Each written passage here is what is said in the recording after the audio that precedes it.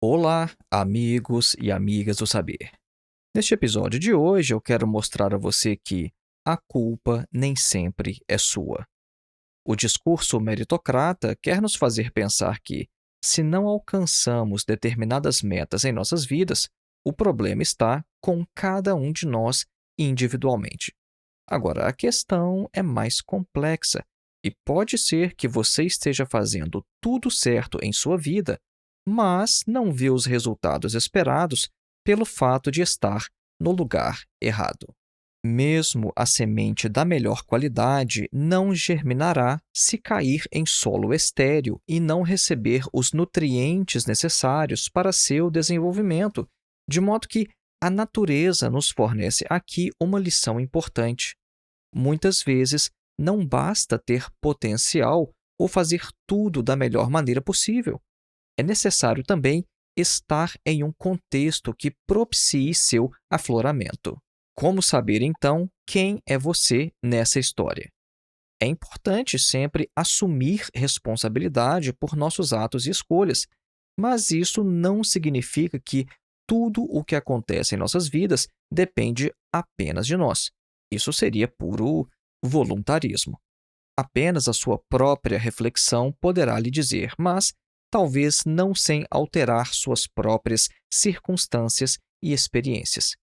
Eu mesmo só consegui enxergar que estava fazendo muita coisa de forma certa, mas no lugar errado, de maneira post-factum, após minhas circunstâncias de vida terem sido alteradas. Nossa reflexão de hoje, então, tem por objetivo te ajudar a analisar sua situação concreta de vida e a tomar melhores decisões. Então, vamos lá, acompanhe.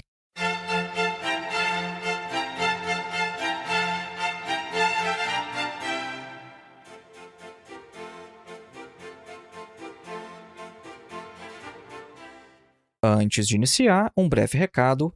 Faça sua inscrição em nosso curso de Introdução à Filosofia, dos Pré-Socráticos a Sartre. Nosso curso tem mais de 14 horas de duração, oferece total flexibilidade porque não há data nem de início e nem de término e você ainda recebe um certificado ao final. Nosso objetivo com este curso é colocar você em contato direto com alguns dos principais textos de toda a história da filosofia.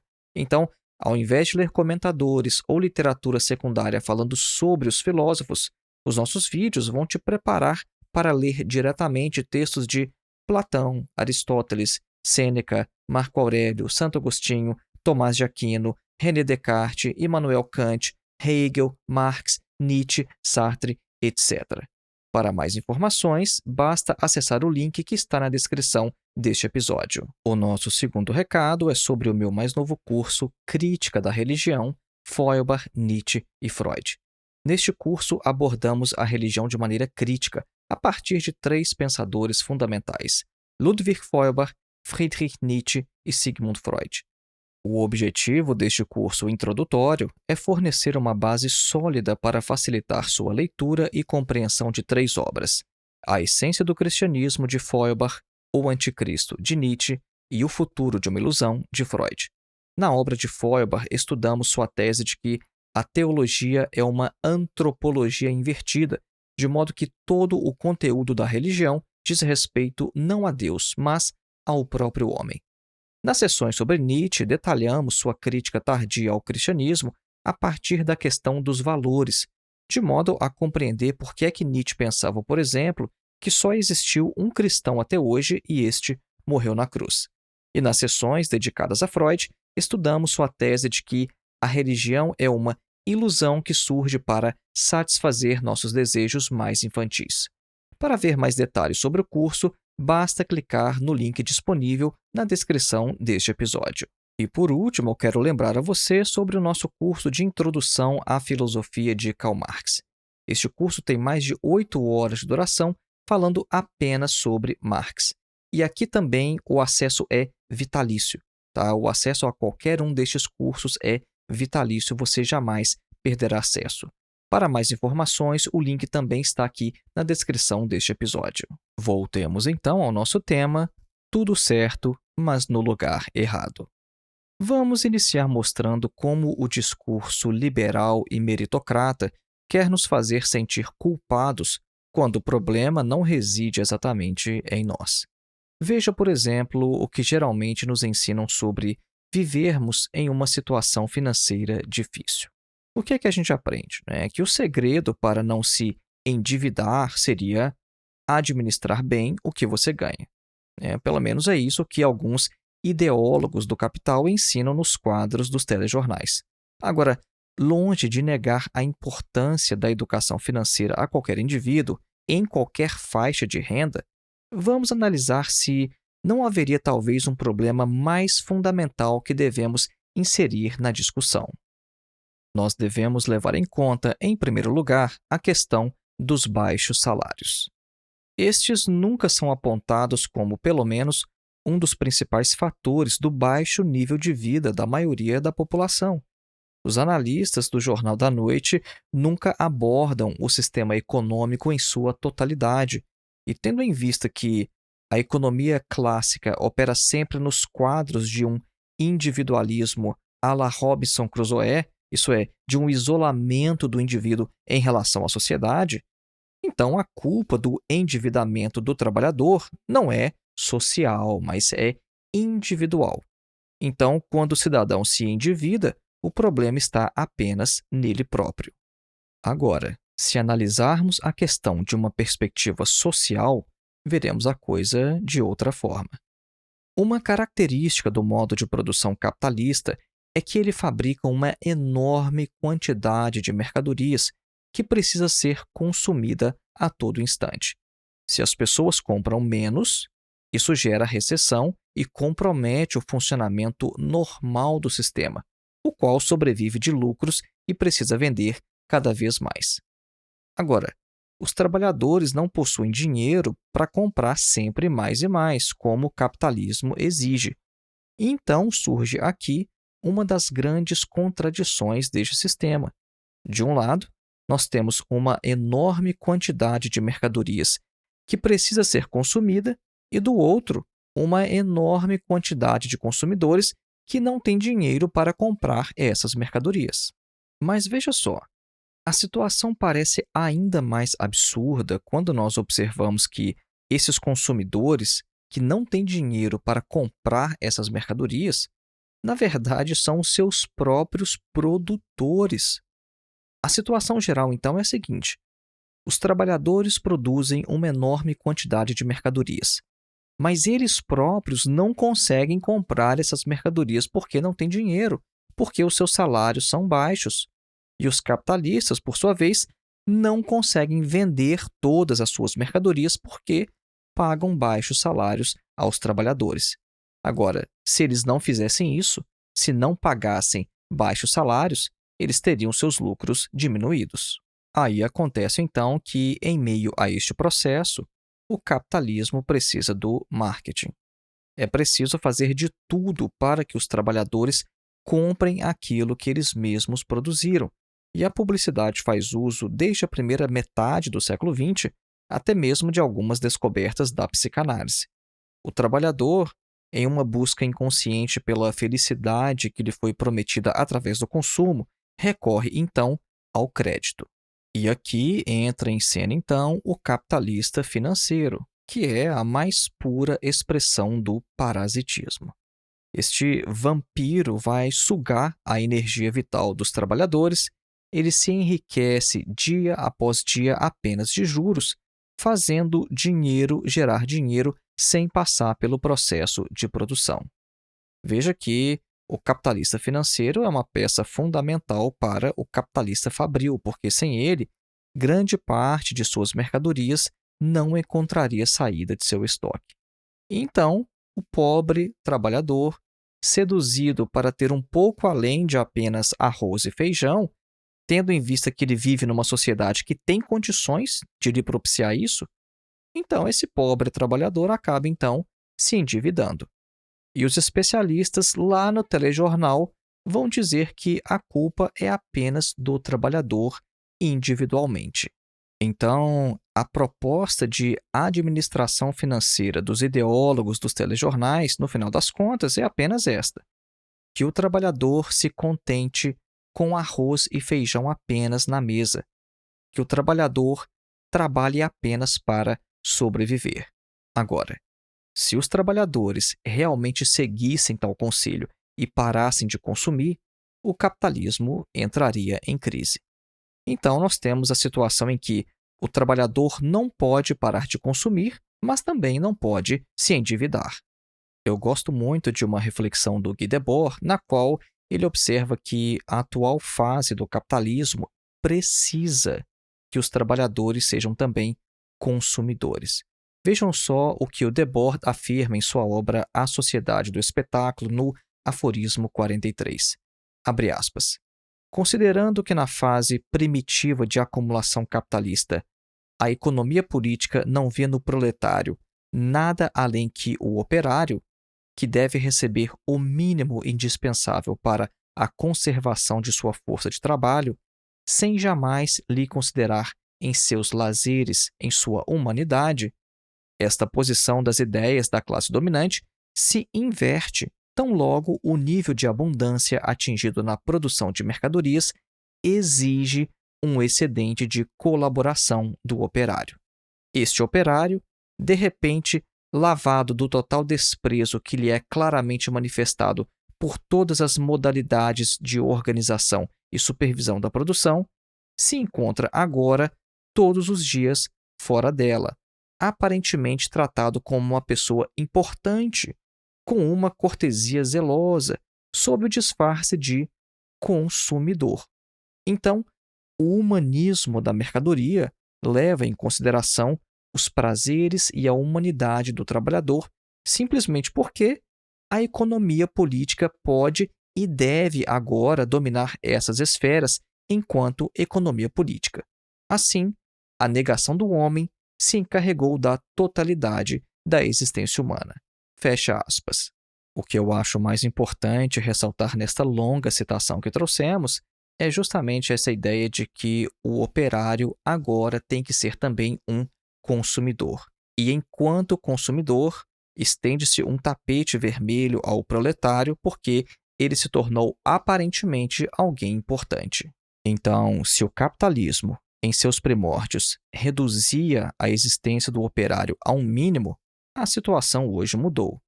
A economia precisa que os próprios trabalhadores sejam tratados também enquanto consumidores, mas se lhe faltam as condições materiais para assumir este papel, eles são então esmagados entre a necessidade e a impossibilidade desta efetivação.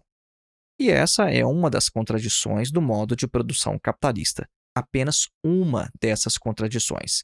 Veja, a produção é coletiva, mas a apropriação é privada.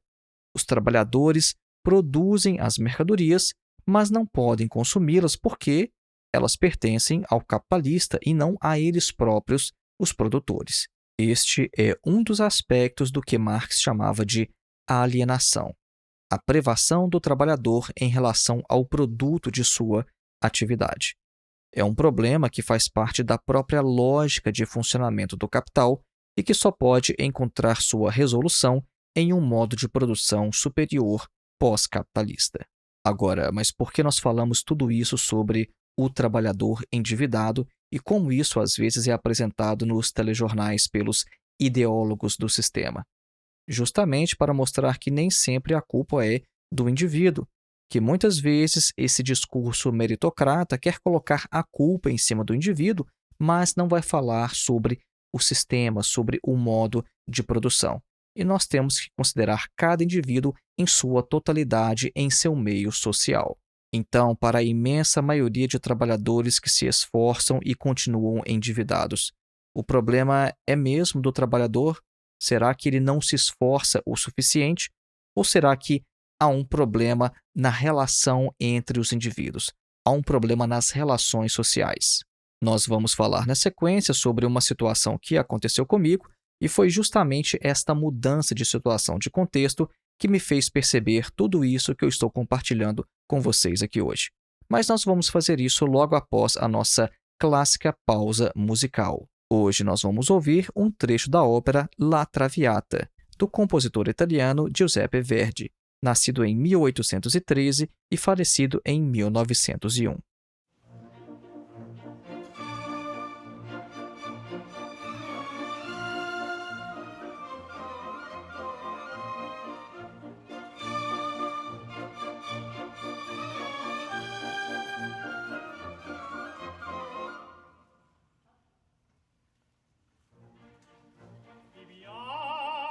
Viviamo nei lieti colici che la bellezza infiora e là fuggevo l'ora s'inebria voluta viviam nei dolci fremiti che suscita l'amore poiché quello che al cuore ogni poteva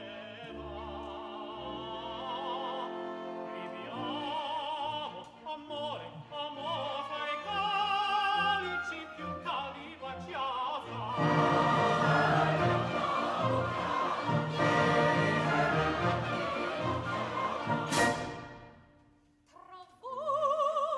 tra voi saprò dividere il tempo di gioco tutto follia nel mondo ciò che non mi piace votiamo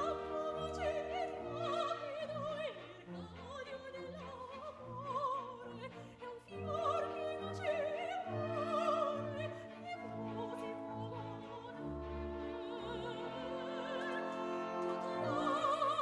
ci invita la vita in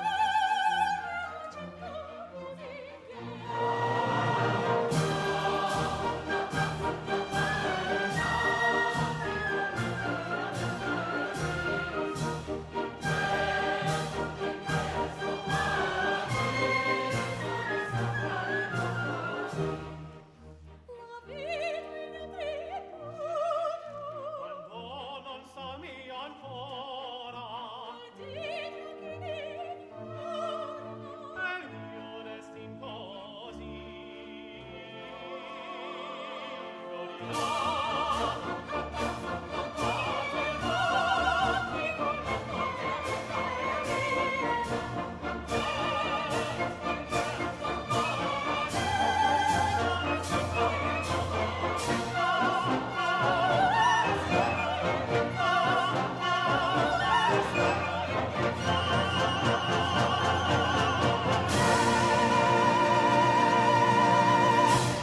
Caso você tenha interesse em conhecer melhor as músicas que tocamos aqui nos intervalos dos episódios, basta procurar pela playlist Clássicas Filosofia Vermelha no Spotify. Na terceira aba do nosso perfil você encontra o link direto para esta playlist. Voltemos então ao nosso tema, tudo certo, mas no lugar errado. Vejam só, neste episódio nós já mencionamos o exemplo da semente. Se você lançar uma boa semente em uma terra infértil, nada vai acontecer. Esta boa semente vai fracassar e vai morrer. Uma semente precisa de solo, de um solo adequado. E eu quero compartilhar uma situação que aconteceu comigo relacionada à minha mudança de país, porque foi isso que me fez perceber que, na verdade, eu não estava fazendo muitas coisas erradas, eu não tinha tomado más decisões, mas era um problema de contexto. Vejam só, no meu caso, foi preciso uma mudança de país, mas eu não digo que toda alteração das condições de vida precisa ser radical assim. E eu também tenho em vista que isso nem sempre é possível. Não é todo mundo que pode simplesmente sair mudando de país. Agora, o que importa aqui, neste caso em particular, é o princípio geral ilustrado por ele, tendo em vista que uma terra fértil não precisa estar em outro continente, mas pode ser encontrada talvez até mesmo em outra rua do próprio bairro. Minha vida parecia não estar indo a lugar algum. Depois de mais de 15 anos de experiência em minha área profissional, a situação não estava muito melhor do que quando eu possuía 5, por exemplo. E a alternativa parecia ser abandonar aquele caminho e iniciar tudo de novo. Foi quando então eu recebi uma proposta para trabalhar na Alemanha e as minhas atividades seriam exatamente aquelas que eu estava fazendo no Brasil e pareciam não dar certo no Brasil. Então eu aceitei os riscos e me mudei de país com família e tudo. Os primeiros meses e anos foram de uma adaptação difícil, mas eu me sentia literalmente em casa quando eu estava trabalhando exatamente da mesma forma que no Brasil. Eu precisei também mobiliar minha residência a partir do zero, como se tivesse me casado de novo. Isso consumiu boa parte do meu salário por longos meses. Mas, como tudo na vida passa, isso também foi apenas uma fase. Agora, mesmo durante este período, algumas mudanças significativas já podiam ser percebidas. Em pouco tempo, eu já tinha acesso a certas coisas simples que deveriam ser o direito de todo trabalhador, mas que antes eram muito difíceis para mim. E o que havia mudado no final das contas? Minha profissão era a mesma, meu tempo de experiência era o mesmo e minhas atividades cotidianas no trabalho também eram as mesmas. Eu percebi então que eu estava fazendo as mesmas coisas que sempre fiz, mas agora em outro lugar. Então o problema não era o que eu estava fazendo, mas o lugar em que estava. Algumas de minhas habilidades, como falar alemão, por exemplo, nunca tiveram utilidade alguma quando morava no Brasil, mas se tornaram essenciais no novo país de residência. Agora, teria eu errado em investir tanto tempo e esforço aprendendo alemão? De maneira alguma. Eu apenas estava antes em um lugar onde tal habilidade não tinha importância, de modo que o contexto me desvalorizava e empobrecia. Certa vez, alguém inclusive chegou a perguntar por que é que eu estudava alemão, como se aquilo fosse uma total perda de tempo. Meu objetivo com este idioma sempre foi estudar filosofia e psicanálise, mas no final das contas, isso acabou me servindo de uma maneira que eu não esperava. Talvez seja este também o seu caso.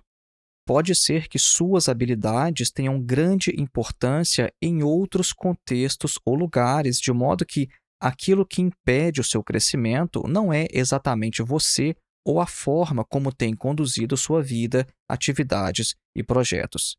Existe a possibilidade de que você seja uma boa semente lançada em terreno infértil, mas isso, apenas uma reflexão cuidadosa de sua situação concreta, poderá lhe dizer. Nós já mencionamos algumas vezes aqui neste episódio a analogia da semente e da terra fértil ou infértil. Mas eu gostaria de trazer uma reflexão de Lenin que também pode nos ajudar a pensar o tema de nossa discussão.